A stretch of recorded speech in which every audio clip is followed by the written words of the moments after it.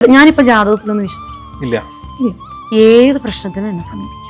ഏത് പ്രശ്നത്തിനും ഒരേ ഒരു സൊല്യൂഷനേ ഉള്ളൂ, നിങ്ങളുടെ മൈൻഡ്. ദാമ്പത്യമാണെങ്കിലും സാമ്പത്തികമാണെങ്കിലും മാനസികമായിട്ടാണെങ്കിലും ഇവരുടെ ചിന്തയല്ലേ കടന്നു പോകുന്നത്. ഡിവോഴ്സ് എനിക്ക് മുന്നോട്ട് പോകാൻ സാധിക്കില്ല, ഞാനിത് ചിന്തയല്ലേ. ഒരു ചിന്തയിൽ നിന്നാണ് ഒരു ഇമോഷൻ ഉണ്ടാവുന്നത്. അനാവശ്യമായിട്ടുള്ള ചിന്തകളെ എങ്ങനെ കൺട്രോൾ ചെയ്യും. നെഗറ്റീവ് ചിന്ത എന്നിലേക്ക് വന്നു, ഞാനത് റിജക്ഷൻ കൊടുത്തു. പകരം ഞാനവിടെ 10 പോസിറ്റീവ് കാര്യങ്ങൾ ചിന്തിച്ചു. ഇതിപ്പോൾ ഞാൻ കുറച്ച് എഫേർട്ട് എടുത്ത് ചെയ്യണം. 21 days 21 ദിവസം കൊണ്ട് ഒരു മനുഷ്യന്റെ എല്ലാ പ്രശ്നങ്ങൾക്കും ഒരു പരിഹാരത്തിലേക്ക് എത്താൻ സാധിക്കും. 90% സാധിക്കും. 90% സാധിക്കും. ബാക്കി 10% കർമ്മഫലം. അപ്പം ആ 90%ത്തിൽ ബാക്കി നിൽക്കുന്ന 10% മാറ്റാനുള്ള മാർഗമുണ്ട്. പക്ഷെ സമയം എടുക്കുന്നു. അപ്പൊ ഈ സ്ക്രിപ്റ്റും മനസ്സാ കോപ്പി ചെയ്തെടുക്കുന്നത്. ഇതവിടെ ക്ലിയർ ആയിട്ട് കിടക്കും. എന്റെ മനസ്സിൽ സ്റ്റോറേജ് കുറവ്, അതുകൊണ്ട് ഇതൊന്നും എനിക്ക് പഠിക്കാൻ പറ്റില്ല. ഒരു പാട്ടിന്റെ 2 വരി കൂടുതലൊന്നും എന്നെ കൊണ്ട് പറ്റില്ല. പറ്റും, നമ്മള് പറയുന്ന പോലെ ചെയ്യുകയാണെങ്കിൽ പാട്ടല്ല എന്തും നമുക്ക് കോപ്പി ചെയ്തെടുക്കാം. എനിക്ക് തോന്നുന്നു മറ്റു പഴയ ഫയലൊക്കെ അവിടെ കിടക്കുക, ഡിലീറ്റ് ചെയ്യാതെ. അതുകൊണ്ടാണെന്ന് തോന്നുന്നു ഒരുപാട് ഫയലുകൾ ആഗ്രഹങ്ങളുടെ വലിയൊരു ഫോൾഡർ തന്നെ ക്രിയേറ്റ് ചെയ്ത് 99% ആക്കി വെച്ചിട്ടുണ്ട്. അതിലേക്ക് ഒരു 10% ഇതൊക്കെ പഠിച്ചു വെച്ചിട്ട് പ്രത്യേകിച്ച് കാര്യങ്ങളൊന്നും ഇല്ല എന്നുള്ളതാണ്. ഞാൻ ഇന്റർവ്യൂ എടുത്ത പോലും പലപ്പോഴും എനിക്ക് പേര് വിട്ടു. ഞാൻ ഇങ്ങനെ പെട്ടെന്ന് ഇങ്ങനെ മറന്നുപോയല്ലോ എന്ന് വിചാരിക്കും. പല ആളുകൾ ഒരു 4-5 തവണ ആവുമ്പോഴേ അത് പഠിച്ചു വരുള്ളൂ. നമ്മൾ വെറുതെ ഇങ്ങനെ റിപ്പീറ്റ് ചെയ്യുമ്പോൾ അതിന്റെ കൂടെ നമ്മൾ ഇമാജിൻ ഇമോഷൻ കൂടെ കുറച്ച് കൊടുത്താൽ മതി. സ്റ്റോറേജ് ആയി അവിടെയാവും. അതാണ് സബ് കോൺഷ്യസ് മൈൻഡിന്റെ ഏറ്റവും വലിയൊരു പവർ. അതാണ് ഇമാജിൻ, ഇമോഷൻ, ഫീലിങ്സ്. ഈ 3 രൂപത്തിലുള്ളിലേക്ക് എന്താണോ റിപ്പീറ്റ് ചെയ്ത് കൊടുക്കുന്നത് അതവിടെ കിടക്കും, പോവില്ല. ചിത്രങ്ങളിലൂടെ അതിനെ ഫീൽ ചെയ്ത് സ്റ്റോർ ചെയ്ത്. ശരി, അതായിരിക്കും ഒരു പക്ഷേ. ഇപ്പൊ അവസാനം കണ്ടൊരു സിനിമയുടെ ഡയലോഗ് വെച്ച് എനിക്കറിയില്ല. പക്ഷെ പണ്ട് നമ്മൾ 8ാം ക്ലാസ്സിലും 9ാം ക്ലാസ്സിലും സ്റ്റേജിൽ കെട്ടിയാണ് നാടകത്തിന്റെ ഡയലോഗ് ചോദിച്ചാൽ പറയാം. കാരണം അത് ഇമോഷണലി കണക്ട് ആയതും. ഞാൻ താങ്കളെ ഒരു പഴയ കാലത്തിലേക്ക് കൊണ്ടുപോകാം. താങ്കൾക്കൊന്ന് കണ്ണടയ്ക്കാൻ പറ്റും. ഞാൻ പറയുന്നു, താങ്കൾ ഹൈസ്കൂൾ കാലഘട്ടത്തിലേക്ക് പോവുക. ഹൈസ്കൂൾ, താങ്കൾ പഠിച്ച school, class room, best friends, best teachers. ആ കാലഘട്ടത്തിൽ താങ്കൾക്ക് ഏറ്റവും കൂടുതൽ മനസ്സിൽ തട്ടിയ ഒരു സിറ്റുവേഷൻ, താങ്കൾ സന്തോഷിച്ചതും സങ്കടപ്പെട്ടതുമായ സിറ്റുവേഷൻ. ഓക്കെ, കണ്ണു തുറന്നോളൂ.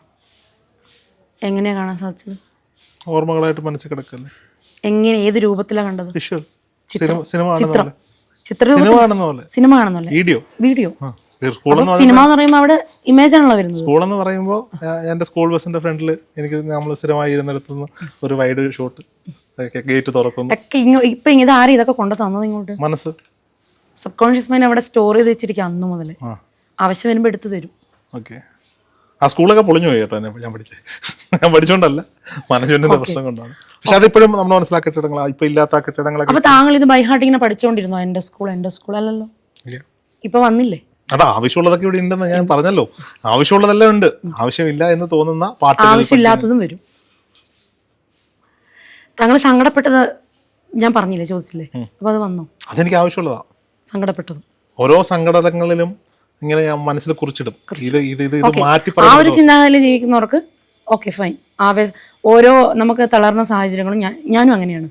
ഒരു തടസ്സമോ ഒരു ബുദ്ധിമുട്ടോ അല്ലെങ്കിൽ ഞാൻ അനുഭവിച്ചു പോയ എന്തെങ്കിലും ഒരു സങ്കടമോ ഞാൻ അതവിടെ ഒരു വളമാക്കിയെടുക്കും ആവേശത്തോടെ. ഇതിലൊരു പടി മുന്നേറാൻ വേണ്ടിയിട്ട് അങ്ങനെ ചിന്തിക്കുന്നവർക്ക് പ്രശ്നമില്ല. അങ്ങനെ ചിന്തിക്കുന്ന ഒരു തലമുറ ഉണ്ടാകേണ്ടത് അനിവാര്യമാണത്. വളരെ വളരെ അനിവാര്യമാണ്. ഈ ചെല്ല് പറയും എന്റെ ജാതകദോഷമാണ്, ഭാഗ്യക്കുറവാണ്, ഇതുകൊണ്ടൊക്കെയാണ് ഇത് സംഭവിക്കുന്നത്. അങ്ങനെയൊക്കെ അതിൽ വിശ്വസിക്കുന്നുണ്ടെങ്കിൽ അവർക്ക് അതേ വർക്കാവുള്ളൂ. വിശ്വസിക്കാതെ ഞാനിപ്പോ ജാതകത്തിലൊന്നും വിശ്വസിക്കുന്നില്ല. ഇല്ല, ഞാൻ വിശ്വസിക്കുന്നത് എൻ്റെ കഴിവിലും പകുതി ഒരു പോസിറ്റീവ് എനർജി ഉണ്ട് ഈ പ്രപഞ്ചത്തിൽ, അതിലും വിശ്വസിക്കുന്നു. വിവാഹം കഴിച്ചപ്പോൾ ജാതകം നോക്കിയായിരുന്നോ? അത് ഞാൻ നോക്കിയതല്ല, നോക്കിയിട്ടുണ്ട്. അവിടെ നമ്മളല്ലല്ലോ കാര്യങ്ങൾ തീരുമാനിക്കുന്നത്. അങ്ങനെയുള്ള കാര്യങ്ങളൊക്കെ വീട്ടുകാർ, നമ്മളെ മുതിർന്ന ആളുകൾ തീരുമാനിച്ചു ചെയ്തു. പക്ഷെ അതും ജാതകം നല്ലതാണെന്ന് അവർ പറഞ്ഞത്. ഓക്കെ, പോസിറ്റീവ് ഇരിക്കട്ടെ, നമുക്ക് നല്ലതായിട്ടുള്ള വിശ്വാസങ്ങളൊക്കെ അവിടെ ഇരിക്കട്ടെ, കുഴപ്പമില്ല. നമുക്ക് നല്ല രീതിയിൽ തന്നെ എഫേർട്ട് ചെയ്യും, എടുക്കും, റിസൾട്ട് തരും. അല്ലാത്തതുണ്ടല്ലോ, അന്ധവിശ്വാസം വേറെ കിടക്കുന്ന ഒരുപാട് പേരുണ്ട്. ഇത് സംഭവിക്കും, ഇപ്പം നമ്മളിങ്ങനെ നടക്കുക, കറുത്ത പൂച്ച വട്ടം ചാടി, പോക്കാ കാര്യം, ഇന്നത്തെ കാര്യം പോക്ക എന്ന് വിശ്വസിക്കുന്നവർക്ക് ആ ദിവസമേ പോക്കായിരിക്കും. ഞാനങ്ങനെയല്ല. ഓരോ തടസ്സവും വരുമ്പോൾ ഞാൻ വിചാരിക്കും ഇത് നല്ലതിനാണ്, ഇതെന്തോ നല്ലതിനാണ് എനിക്ക് സംഭവിക്കാൻ ഈ തടസ്സം വരും. നമ്മൾ രണ്ടും നമ്മുടെ ക്യാമറമാരും അങ്ങനെ വിചാരിച്ചില്ലെങ്കിൽ ഇന്നത്തെ ഇന്റർവ്യൂ നടക്കില്ല. അതെ. നമ്മുടെ ഇന്റർവ്യൂ എടുക്കുന്ന 101 തടസ്സങ്ങളാണ്, പല സൗണ്ടുകളും കാര്യങ്ങളും. ഞാൻ അപ്പോഴും പറഞ്ഞു നല്ലതിനാ, ഇപ്പോഴും ഞാൻ പറയുന്നത് നല്ലതിനാ. ചില യാത്രകൾ ആളുകളുടെ മനസ്സിനെ ഭയങ്കരമായിട്ട് ഇതാക്കിയെടുക്കും. അപ്പോൾ ഇതൊക്കെ നിങ്ങൾ ഈ കോഴ്സിൻ്റെ ഭാഗമായി പറഞ്ഞു കൊടുക്കുന്നുണ്ട്. ശരി, ഇപ്പം ഞാൻ ചോദിക്കുന്നത്, ഇപ്പം ഒരുപാട് കാര്യങ്ങൾ നമ്മൾ സംസാരിച്ചു, money manifestation, inner child healing, ഇങ്ങനെ കുറേ കാര്യങ്ങൾ സംസാരിച്ചു. ഒരാൾ എന്തിന് താങ്കളുടെ അപ്പോയിൻമെൻ്റ് എടുത്ത് താങ്കളെ കാണും? ഒരാൾ എന്നെ സമീപിക്കുന്ന ഒരാൾ എന്തിനിലേക്ക് വരണം? എന്തൊക്കെ പ്രശ്നങ്ങൾക്കുള്ളവർക്ക് വരാം, അല്ലെങ്കിൽ എന്തൊക്കെയാണ് ഒരാൾ താങ്കളിലേക്ക് വരുമ്പോൾ നിങ്ങൾ എടുക്കുന്ന കോഴ്സുകൾ അല്ലെങ്കിൽ അവരുടെ കൗൺസിലിങ്ങുകൾ, കാര്യങ്ങൾ? ഏത് പ്രശ്നത്തിനും എന്നെ സമീപിക്കും. ഏത് പ്രശ്നത്തിനും ഒരേ ഒരു സൊല്യൂഷനേ ഉള്ളൂ, നിങ്ങളുടെ മൈൻഡ്. ഞാൻ പറഞ്ഞു നേരത്തെ, നമ്മളെ ശരീരത്തിൻ്റെ ആരോഗ്യം പോലെ തന്നെ മനസ്സിനും നിങ്ങൾ ഇമ്പോർട്ടൻ്റ് കൊടുക്കണം. ഇല്ലെങ്കിൽ സംഭവിക്കാൻ പോകുന്നത്, ഇപ്പം നമ്മൾ അവിടെ ഇവിടെയൊക്കെ ആയിട്ട് ആത്മഹത്യകൾ കേൾക്കുന്നത്, ഇനിയൊരു ജനറേഷൻ തന്നെ ഇതായിരിക്കും, അതിലേക്കാണ് വരാൻ പോകുന്നത്. സിമ്പിളായിട്ട് ഞാൻ പറയാം, സാമ്പത്തിക പ്രശ്നങ്ങൾ ബാധിക്കപ്പെടുന്നവർ, ദാമ്പത്യ പ്രശ്നങ്ങൾ ബാധിക്കപ്പെടുന്നവർ, മാനസികമായി ആത്മഹത്യാ ടെൻഡൻസി ഉണ്ടാകുന്നവർ തുടങ്ങി എല്ലാ പ്രശ്നവും, എല്ലാത്തിനും ഒരു സൊല്യൂഷനാണുള്ളത്. നമ്മളെ മനസ്സ് എങ്ങനെയാണ് ഇത് ഇപ്പം ദാമ്പത്യമാണെങ്കിലും സാമ്പത്തികമാണെങ്കിലും ഇപ്പം എന്താ പറഞ്ഞത്, മാനസികമായിട്ടാണെങ്കിലും ഇതിലൂടെ ചിന്തയല്ലേ കടന്നു പോകുന്നത്. ഇപ്പം എനിക്ക് ജീവിക്കാൻ സാധിക്കില്ല, ഞാനിങ്ങനെ ചെയ്തേക്കാം, ചിന്തയല്ലേ. ആ ചിന്തയിൽ നിന്നല്ലേ ഒരു ഇമോഷൻ വരുന്നത്. ഏതാണെങ്കിലും ഡിവോഴ്സ്, എനിക്ക് മുന്നോട്ട് പോകാൻ സാധിക്കില്ല, ഞാനിത് ചിന്തയല്ലേ. ഒരു ചിന്തയിൽ നിന്നാണ് ഒരു ഇമോഷൻ ഉണ്ടാവുന്നത്. അനാവശ്യമായിട്ടുള്ള ചിന്തകളെ എങ്ങനെ കൺട്രോൾ ചെയ്യാം? പകരം അവിടെ ഏതൊക്കെ സമയത്ത് നിങ്ങൾക്ക് അതിനെ കൺട്രോൾ ചെയ്ത്, റിജക്ഷൻ മെത്തേഡ് എന്ന് പറയും, അങ്ങനെയൊരു സംഭവം ഞാൻ പഠിപ്പിക്കുന്നുണ്ട്. എന്നിട്ട് പോസിറ്റീവായിട്ടുള്ള കാര്യത്തിനെ എങ്ങനെ റീപ്ലേസ് ചെയ്യാം. ഇതിങ്ങനെ ശീലിച്ച് 21 ഞാൻ കണക്ക് പറഞ്ഞു, 21 ദിവസം ഇങ്ങനെ പ്രാക്ടീസ് ചെയ്ത് വരുമ്പം പിന്നീട് ബ്രെയിൻ ഓട്ടോമാറ്റിക് അത് ഏറ്റെടുക്കും. നമ്മൾ മനഃപൂർവ്വം ചെയ്യേണ്ട. ഇപ്പം ഞാനൊരു നെഗറ്റീവ് ചിന്തയിലേക്ക് വന്നു, ഞാനത് റിജക്ഷൻ കൊടുത്തു, പകരം ഞാനവിടെ 10 പോസിറ്റീവ് കാര്യങ്ങൾ ചിന്തിച്ചു. ഇതിപ്പോൾ ഞാൻ കുറച്ച് എഫേർട്ട് എടുത്ത് ചെയ്യണം, 21 ഡേയ്സ്. ഈ 21 ഡേയ്സ് ഒരു മാസം കഴിയുമ്പോൾ ഓട്ടോമാറ്റിക്കലി ആവും. 21 ദിവസം കൊണ്ട് ഒരു മനുഷ്യന്റെ എല്ലാ പ്രശ്നങ്ങൾക്കും ഒരു പരിഹാരത്തിലേക്ക് എത്താൻ സാധിക്കും. 90% സാധിക്കും. 90% സാധിക്കും. ബാക്കി 10% കർമ്മഫലം. ആ കർമ്മഫലത്തെ മാറ്റാൻ പറ്റില്ലേ? മാറ്റാൻ പറ്റും. അതിന് ഞാൻ ഫോർഗീവ്നെസ് മെഡിറ്റേഷൻ കൊടുക്കുന്നുണ്ട്. മെഡിറ്റേഷൻ ഉണ്ട്.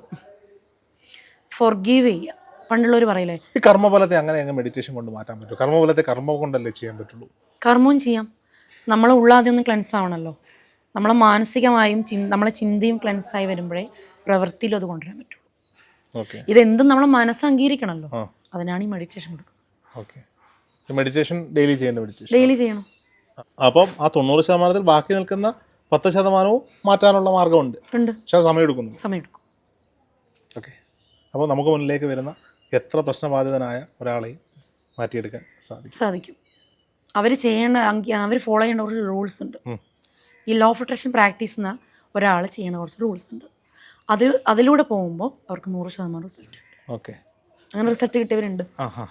ഈ ലോ ഓഫ് അട്രാക്ഷൻ മനസ്സിലാക്കിയാൽ, പഠിച്ചു കഴിഞ്ഞാൽ ഏത് മുന്നിൽ വരുന്ന പ്രശ്നങ്ങളെയും മാറ്റി കാര്യങ്ങൾ സാധിച്ചെടുക്കാൻ പറ്റുന്നതാണോ? സാധിക്കും.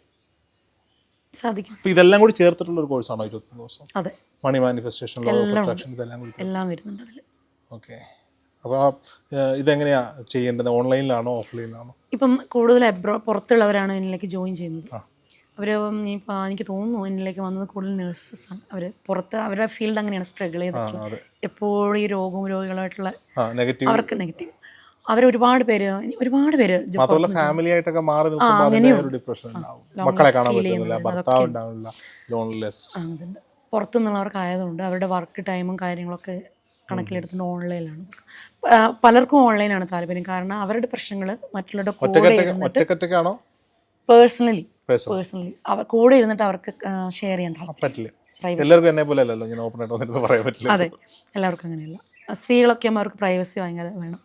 അപ്പോൾ അതുകൊണ്ട് ഓൺലൈനാണ് ഇപ്പോൾ കൊടുക്കുന്നത്. ഇന്നാൾ ഒരാൾ എന്നെ വിളിച്ചു ചോദിച്ചു, രോഹിത്തെ നിനക്ക് എവിടെ നിന്നാണ് ഇത്ര, ഓരോരുത്തരോട് ഓരോ കഥയാണല്ലോ പറയുന്നത്.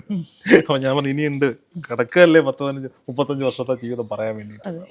ഓക്കെ. അപ്പോൾ എന്തായാലും നമ്പർ ഡിസ്ക്രിപ്ഷനിൽ കൊടുക്കാം. ഓൺലൈനിൽ ബുക്ക് ചെയ്യാം, കൺസൾട്ടിങ് എടുക്കാം. നമ്മുടെ ജീവിതത്തിലെ പ്രശ്നങ്ങൾ 21 ദിവസത്തെ ഒരു കോഴ്സ് കൊണ്ട് മാറ്റിയെടുക്കാൻ സാധിക്കും എന്നുള്ളതാണ്. Thank you.